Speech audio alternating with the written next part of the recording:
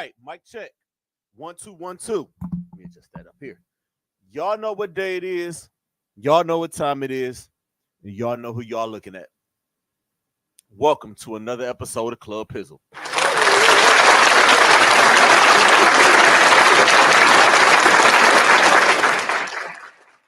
I am, of course, your host, Don P, aka Pizzle, Pod Guy. Y'all know all of my names, man. I don't even have to keep continuing to say them because I don't have to, but it's just formality. I want to thank everybody for y'all's continued support of this platform and of this podcast. I greatly appreciate you all.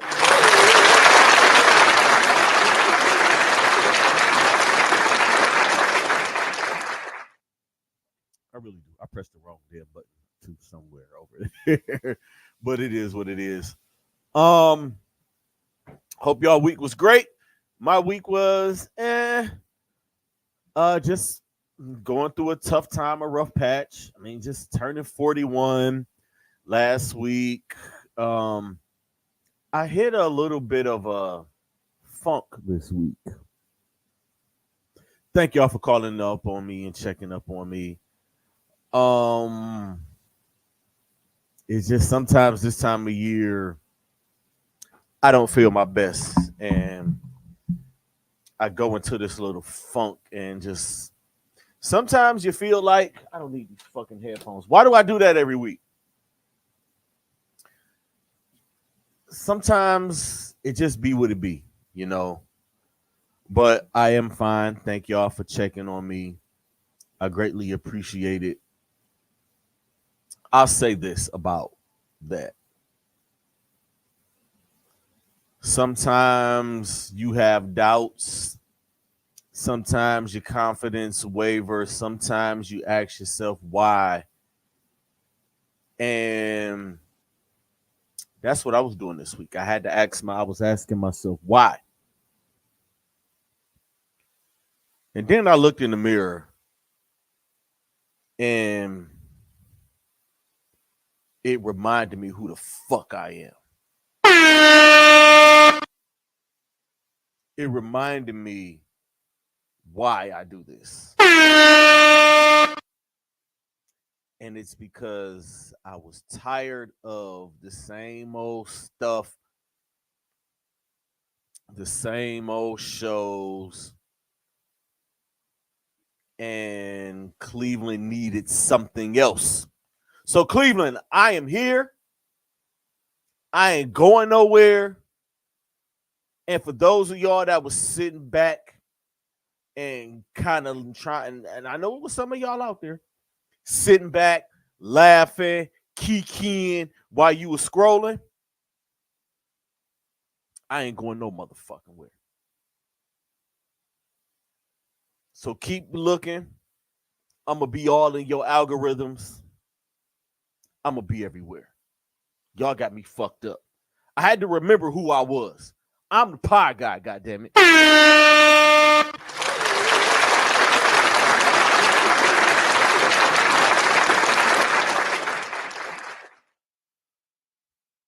Let's get to it. We're here for a good time, not a long time, right? The Cleveland Browns have hired Ken Dorsey as their new offensive coordinator.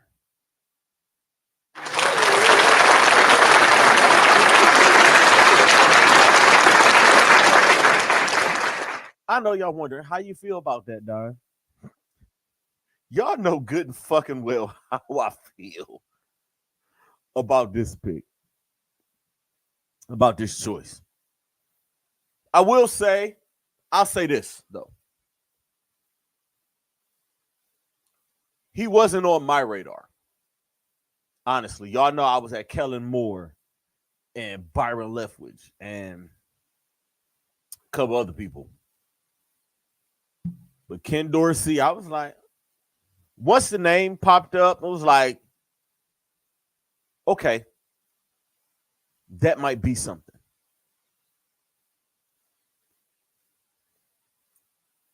But at the end of the day, I'm going to roll with my team's decisions.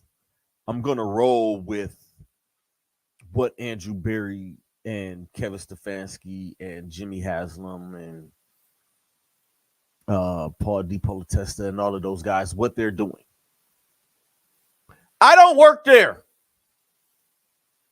I don't work in that type of environment. That is not my job.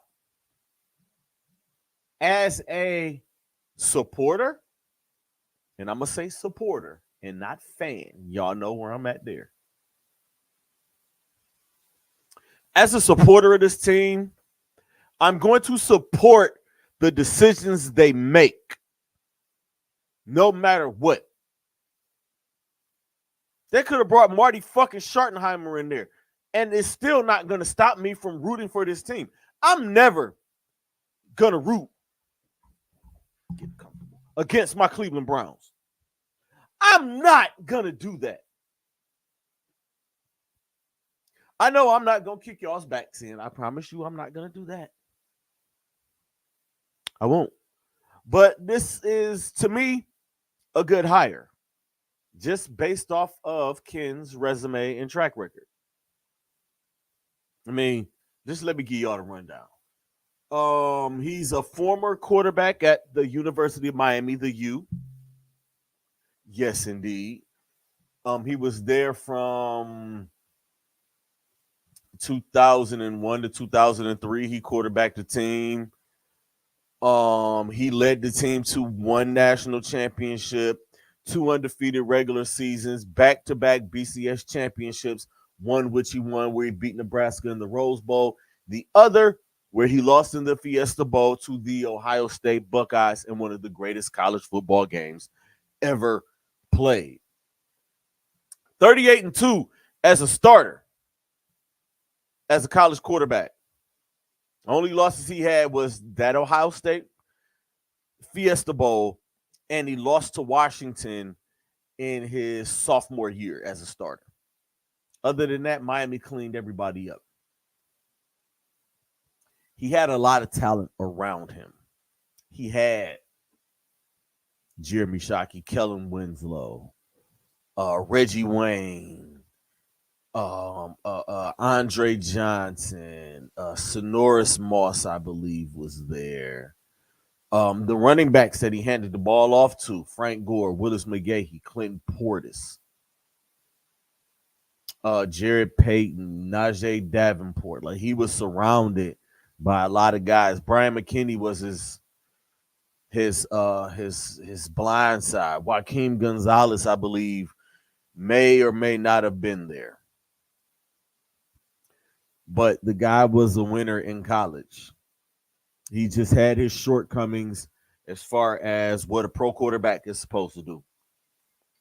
And that's just fine. He was drafted in the 7th round by the San Francisco 49ers in 2003. He played there until 2006, where he ended up as a quarterback on the Cleveland Browns from the years 2006 to 2009. He was here during the whole Derek Anderson, Brady Quinn, Charlie Fry merry-go-round during the Romeo Crennel years. Those were the years where I was there and I covered. Once he left here, he went to the CFL in 2010, played a year there, retired in 2011. He was a high school coach for, I believe, a year. And then he ended up with the Carolina Panthers from 2011 to 2018. He started at Carolina as a pro scout, and then in 2000 I got this all screwed up. From 2013, he was promoted to the quarterbacks coach there. From 2013 to 2018, where he was a part of the development of one Cam Newton. Y'all heard what I said, right? Y'all heard the years, right? 2011 to 2013. There's a year in there. Cam Newton's best. His QB coach was Ken Dorsey. After he was let go in 2018 from the Carolina Panthers, he ended up at Florida International. Excuse me for a year. Y'all got to excuse me, y'all. Live TV, getting off work. Y'all know how it is, man. FIU from 2018 to 2019. And in 2019, he started in Buffalo until Sunday. He was the QB coach in the OC there for one Josh Allen, where he helped him become who he was and who he is.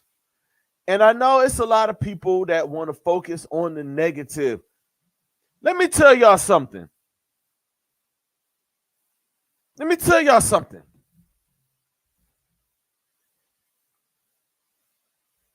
If you're a coach on a college level and a pro level, more than likely you're going to get fired. You're going to lose your job. The greatest coaches of our time, Bill Belichick, Nick Saban, Pete Carroll, these guys have been fired before. It's a part of the gig. And I'm going to leave it at that. I'm not going to kick fans back saying who are not happy with this hire. I do not care. A couple of the people that I saw complaining aren't even fucking qualified to talk about this shit. But I'm going to leave that alone. Welcome to Cleveland, Ken fucking Dorsey.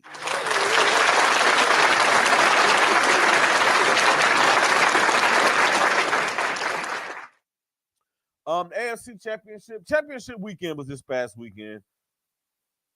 I figured I'd bring it up. I have a lot of things like next weekend or next week, we're going to do some Super Bowl stuff. I'm contemplating, am I going to have a panel or am I going to do this by myself? I might have a panel. And who on that panel?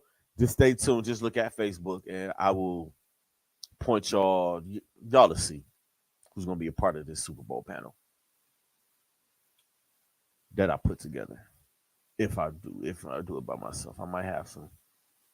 Just keep it locked. AFC Championship game, the Kansas City Chiefs were triumphant over the Baltimore Ravens. I'm going to tell y'all the score in a minute. I got to get my phone. My phone is all out of whack. I'm bugging y'all. Y'all got to excuse me. You got to excuse me. The final score was it? 17-10, 17-13, something like that? Let me find it. Because I'm bugging y'all. And I know make a pot your own damn selves. Fuckers. 17-10 was the final. It's been a lot of talk for the last few days. I got a bone to pick with a lot of people who have a problem with the criticisms of Lamar Jackson. Now, I'm not a fan of the Baltimore Ravens. I do like Lamar Jackson. I think sometimes Lamar Jackson gets unfair criticisms. The things that people have talked about Lamar Jackson for the past 6-7 years about what he does. The dude is about to be a 2-time most valuable player. How many of those can y'all name? You probably can count them on one hand, maybe two. Brady, Rodgers, Peyton, Favre, Barry, Sanders. put him in that and add Lamar Jackson to that mix. It might be a few more, but I'm just going off a recent memory of guys that I know.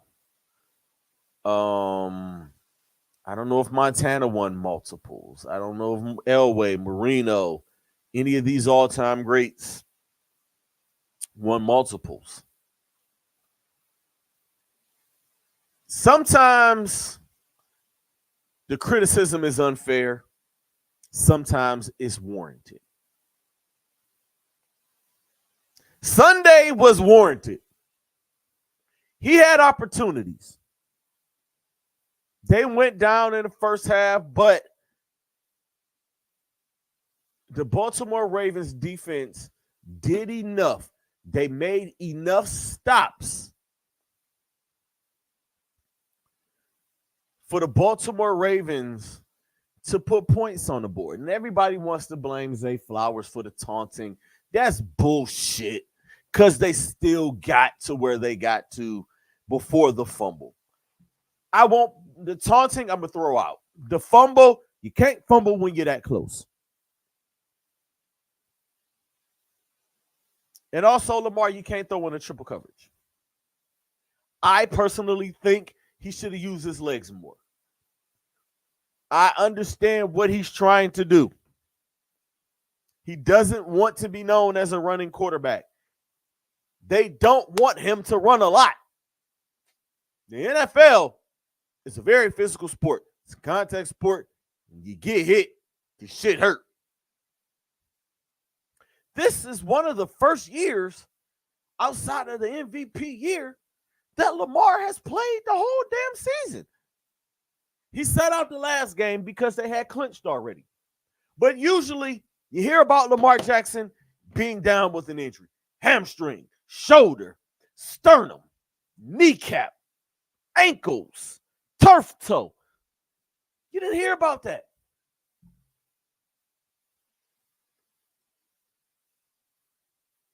But you get to this point, Lamar, and understand you do what got you there. I get it. More on that. But I said it. If the Ravens going to win this game, Lamar got to take off.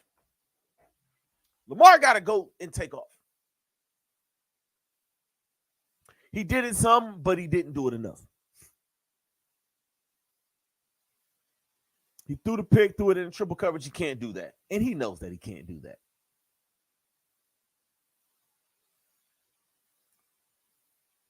Let me flip the coin. Why do y'all continue to bet against Patrick LeVon Mahomes II? Somebody. Come on, somebody. And when did it become cool to hate him? Because I can remember a time, 2019 AFC Championship game. I believe it was 2019. Mahomes going against Brady. Didn't touch the ball in overtime. Brady took the ball out of his hands. That was Tony Romo at his best. And let me let this out. CBS, please take the handcuffs off Tony Romo. Let Tony Romo do his thing. Let him be what he was in that AFC Championship game. Let him be what he was when y'all gave him all that money. Y'all gave him all that money and took his fucking freedom away. I miss that Tony Romo, but I digress. Y'all was rooting for him then. Y'all was rooting for him when he got back to the Super Bowl the next year and won. I think some of y'all was rooting for him when he went back again and they lost to Tampa Bay. I think y'all was rooting for him when he lost to Joe Burrow a couple years ago. And I think y'all was rooting for him last year when he beat the Philadelphia Eagles. Now all of a sudden, everybody hate Pat Mahomes. Oh, no, wait. Let me take that back. Last year, y'all tried to clown him. He lost Tyreek Hill. He ain't going to be shit. What did he do? All he did was win MVP. All he did was throw for 5,000 fucking yards. Ran through the AFC again. Smoked on the Josh Allen. Smoked on the Joe Burrow. Smoked that Philly blunt in the Super Bowl. Shout out to Pat Sr. Y'all tried to clown him. Okay, so it went back to that. And now y'all hating on him. Again. Or hating the Chiefs. Because Taylor Swift is up there. And it showed it for 44 fucking seconds in a 3-hour game. Dave, the stat is out. And it goes to show, it's backs being kicked in right now. It goes to show how miserable and how much of losers that you motherfuckers is. That y'all mad that they've shown this girl an average time of 1 fucking minute in a 3.5-hour game or 4-hour broadcast. How fucking pathetic are y'all? Super fucking pathetic. Big time hate. Cut that shit out. Stop betting with your fucking heart. Stop betting with all of this hate in your soul for people who don't even fucking know y'all or people who y'all never even met or probably won't even meet. Cut that shit out. Why do y'all continue to bet against that man? All that man has done in 6 years is prove people fucking wrong. And when it's all said and done, he's gonna be the fucking GOAT. Y'all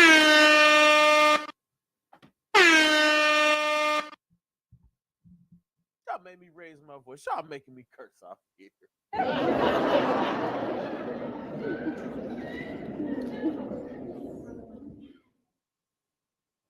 And another. I'm joking.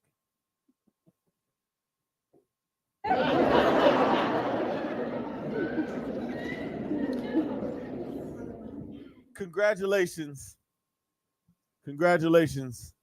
Kansas City Chiefs, Pat Mahomes, Andy Reid, Travis Kelce, Isaiah Pacheco, those boys, they going back to another Super Bowl. Their 4th one in the last 6 years. It's a hell of an accomplishment.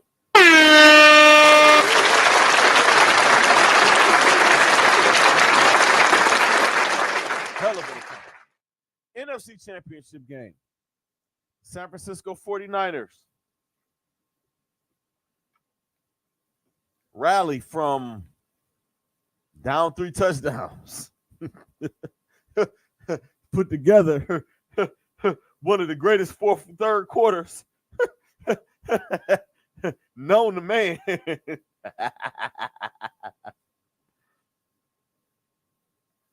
And come out with the victory 34-31. Congratulations, San Francisco.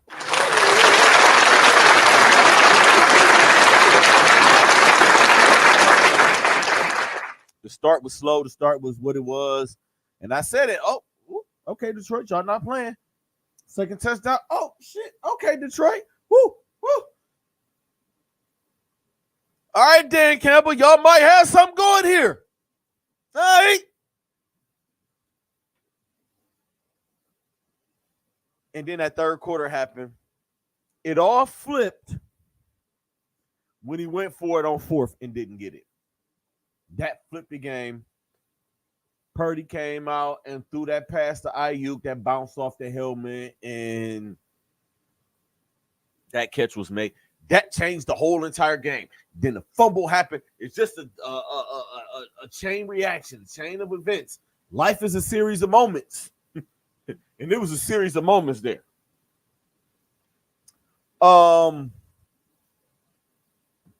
Dan Campbell said he took it. And I know people were saying he got to do what he got to do. But hey, Dan Campbell, he did nothing different from what he's done since he's been the coach of that team. He rolled the dice and rolled the dice and rolled the dice and rolled the dice.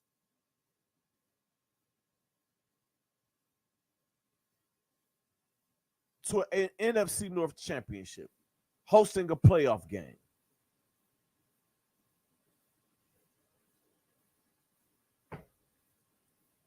I have no issues with what he did. If I were in that situation, I'm not doing that. I hate analytics. I fucking hate analytics. Even though I do all that shit on Madden. It's different.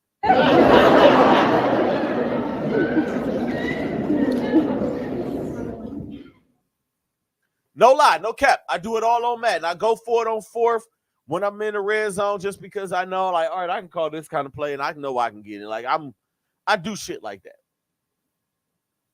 But this is the NFL. Points are at a premium. It's okay, Dan. And I liked his message to his team. This might have been our only shot. And he's right. He's right. Can't lie about it. All right. So, Super Bowl is in a week and a half. Super Bowl predictions, NFL honors, all of that shit. I think I'm going to do a late Club Pizzle. I think I might do Club Pizzle like Saturday, or I might do Club Pizzle Sunday morning leading into the Super Bowl. Oh, by the way, I'll tell y'all at the end. I think what I'm going to do, I think that's how I'm going to do this. I think Club Pizzle, I'm not going to do it until Sunday afternoon or Sunday morning. Give y'all a little something. Y'all don't have to watch CBS with JB and those guys. Just tune in to me or us, depending on how I feel, if I feel like doing it. If anybody wants to be down with the Super Bowl show, feel free to reach out.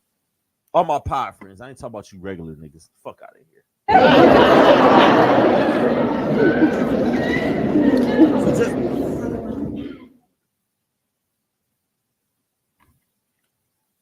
So just be looking for that. All right, man, let me get into this Cleveland Cavaliers mailbag. I want to thank everybody for sending in their questions. I wish I could get more questions like this where I can do a whole show of these. Let's get to it. Let's start with, can J.A. keep up this level of play with Evan back? If we're going to go off of last night, yes. I believe so. I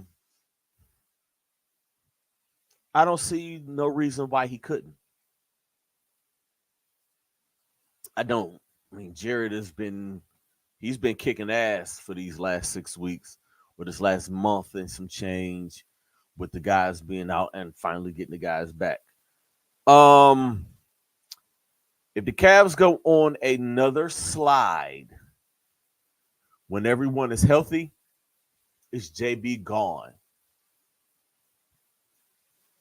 If they slide at the end of the season, yes. If they go through a little slide here and can right the ship before we get to March and April, I think JB's here. I don't think that JB Bickerstaff will be fired in season. I just don't see it. At this point, I don't see it. I think if this team would have kind of sleptwalked and went 500 through this, through Garland and Mobley's injuries, and when they came back, they still look the way they look. I believe JB's going by the All-Star break. But with the coaching job that he's done, I don't think JB Bickerstaff is going to go anywhere. JB Bickerstaff may have saved his job for this year, unless they get into the playoffs and lay another egg. If they lay an egg, it might be time to make that move to somebody else. DeMarc Jackson's or whichever veteran coach is out there who may lose their job this year. That's how I see that. But I think JB is okay. Do the Cavs necessarily need to be buyers at the deadline, or should they not be rattled by the splashy trades made by Indiana and New York? They don't need to be buyers. First things first, get healthy. Let's see how it goes. The trade deadline is in a week. I'm pretty sure Kobe Altman is getting a bunch of phone calls that he's hanging up on him like, get the fuck off my line. Los Angeles Lakers. No, you can't have Donovan Mitchell. You want Donovan Mitchell, you got to give me LeBron James. You got to give me Anthony Davis. And you got to give me 4 fucking draft picks. Other than that, get the fuck off my line, Rob Pelinka. Fuck you. And the Frank stand is open. It's a lot of Frank stands in downtown Cleveland. You feel me? I think, honestly, they can make one small move to bring in somebody, maybe find somebody on the buyout market.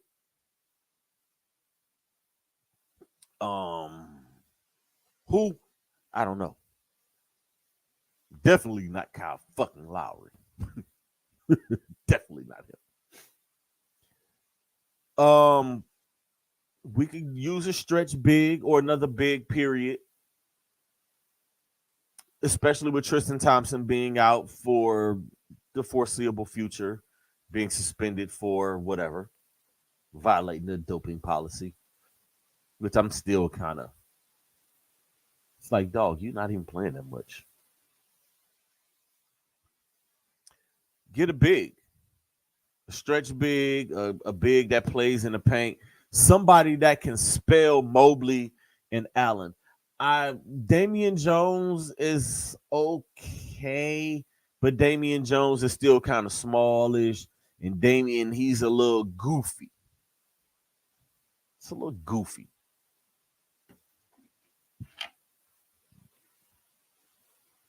And hopefully by next week, we'll know it. We'll know something next week. Should they let Spider finish his deal even though he won't commit long term, or should they get what they can for him while they have a chance? I honestly believe that Donovan Mitchell is going to sign an extension this summer. I think this team has done enough. I think they brought in enough guys, and I don't think they're done wheeling and dealing.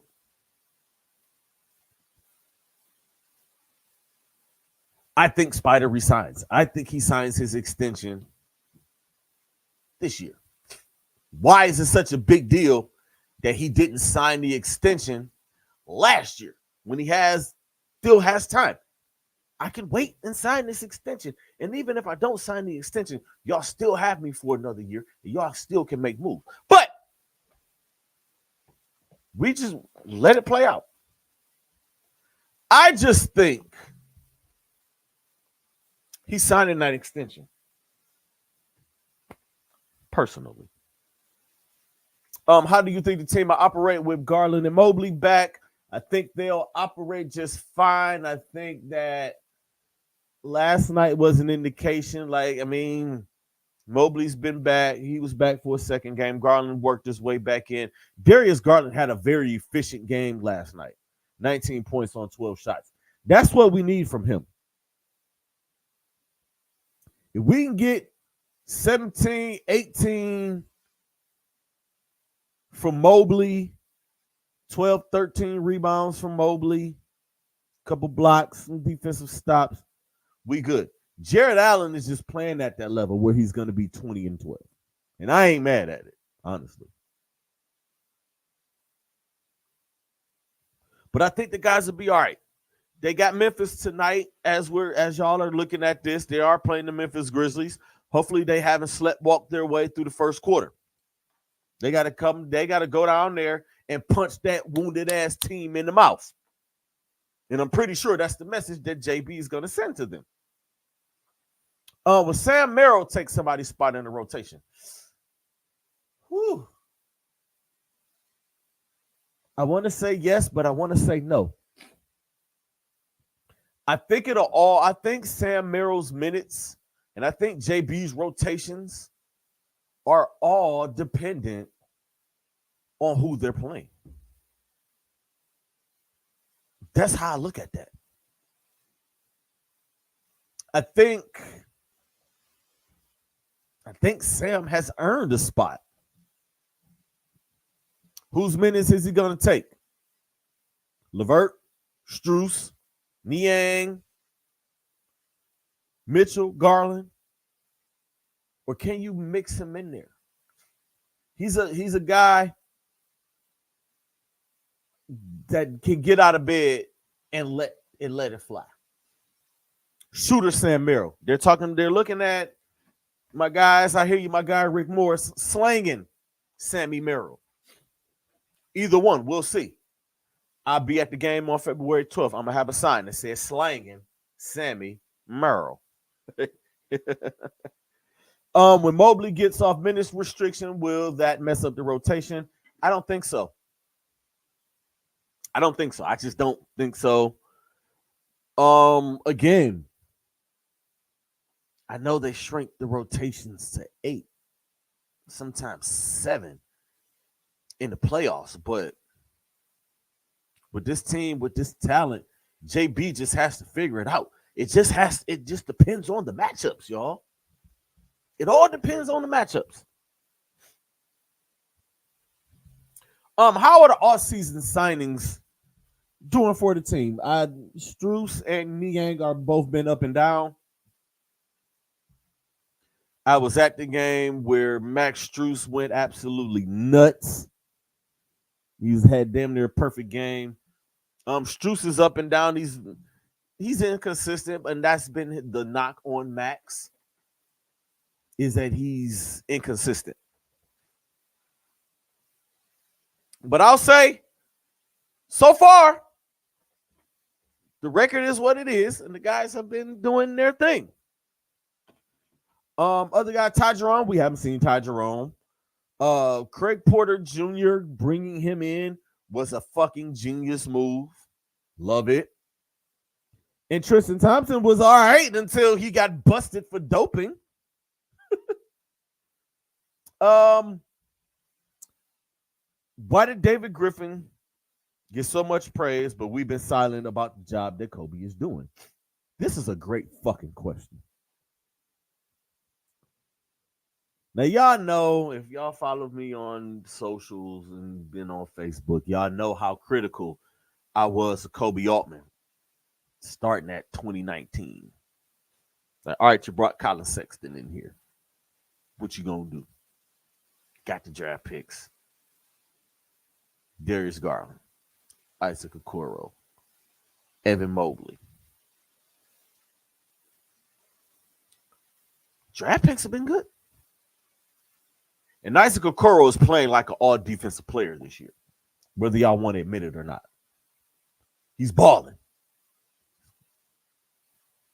Garland's been an all-star.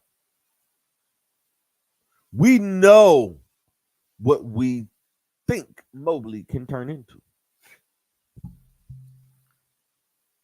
The moves that he's made, trading for Donovan Mitchell.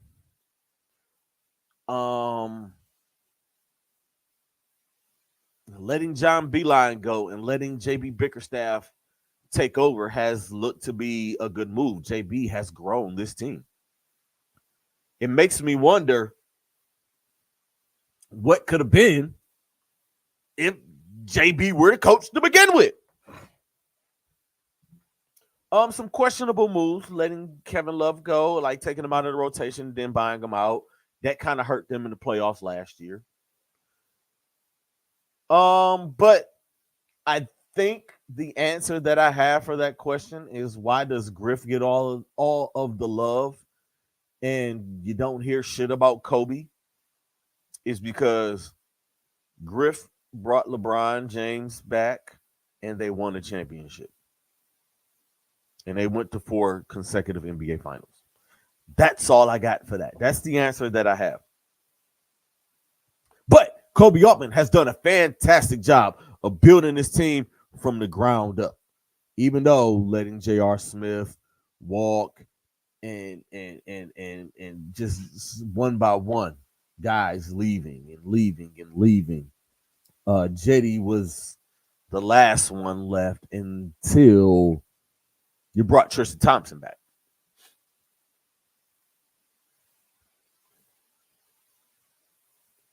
But again, let me look in this camera. Kobe Altman, big dog. I apologize. I doubted you. I didn't think you could do it. I thought we were gonna go through another streak in the way that we were. But I'm loving the way that this team is shaping up. I'm loving the way this team is playing. Hopefully they kicking the Memphis Grizzlies' ass right now as this is playing live. Let's just hope. Go Cavs. Before I get out of here, tune in tomorrow. Tomorrow, February 2nd, marks the 3-year anniversary of Club fucking Pizzle.